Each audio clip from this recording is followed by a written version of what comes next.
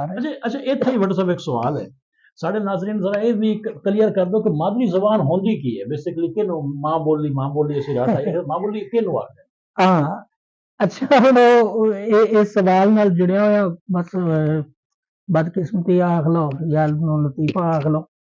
ਕਈ ਵਾਰੀ ਉੱਥੇ ਨਾ ਪੜਾਉਂਦੇ ਹੋਇਆ ਪੁੱਛੀਏ ਨਾ ਕਿ ਤੁਹਾਡੀ ਮਾਦਰੀ ਜ਼ਬਾਨ ਕਿਹੜੀ ਹੈ, ਅਜਿਹਾ ਵੀ ਇਤਫਾਕ ਹੋਇਆ ਹੈ ਵੀ ਅੱਗੋਂ ਕੋਈ ਨਾ ਕੋਈ ਬੱਚਾ ਹੁੰਦਾ ਜੀ ਮੇਰੀ ਮਾਂ ਤਾਂ ਉਰਦੂ ਬੋਲਦੀ, ਮੇਰੀ ਮਾਂ ਅੰਗਰੇਜ਼ੀ ਬੋਲਦੀ। ਮਾਦਰੀ ਜ਼ਬਾਨ ਤੋਂ ਮੁਰਾਦ ਇਹ ਨਹੀਂ ਹੈਗਾ ਕਿ ਇੱਕ ਫਰਦ ਬੋਲਦਾ ਕੀ ਹੈ। ਮਾਦਰੀ ਜ਼ਬਾਨ ਤੋਂ ਮੁਰਾਦ ਉਸ ਕਲਚਰ ਦੀ ਬੋਲੀ ਹੈ ਜਿਹੜੀ ਨਸਲਾਂ ਤੋਂ ਤੁਰੀ ਆਉਂਦੀ ਹੈ, ਉਹਨੂੰ ਅਸੀਂ ਮਾਦਰੀ ਜ਼ਬਾਨ ਆਨੇ ਆ।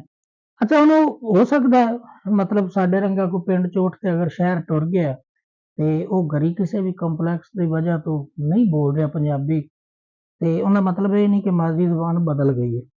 ਤੋ ਇਹ ਸਭ ਤੋਂ ਵੱਡੀ ਗੱਲ। ਇੱਕ ਏਰੀਆ, ਖਾਸ ਏਰੀਆ ਜਿੱਥੋਂ ਦੇ ਲੋਕਾਂ ਦਾ ਕਲਚਰ ਕਈ ਹਜ਼ਾਰਾਂ ਸਾਲਾਂ ਤੋਂ ਇੱਕ ਤੁਰਿਆ ਆਉਂਦਾ ਹੁੰਦਾ, ਬੋਲੀ ਦੇ ਵਿੱਚ ਫਿਰ ਅਗਾਂ ਕਈ ਸਲੈਂਗ ਲਹਿਜੇ ਮੁxtਲਫ ਸ਼ਕਲਾਂ ਬਣਦੀਆਂ ਨੇ।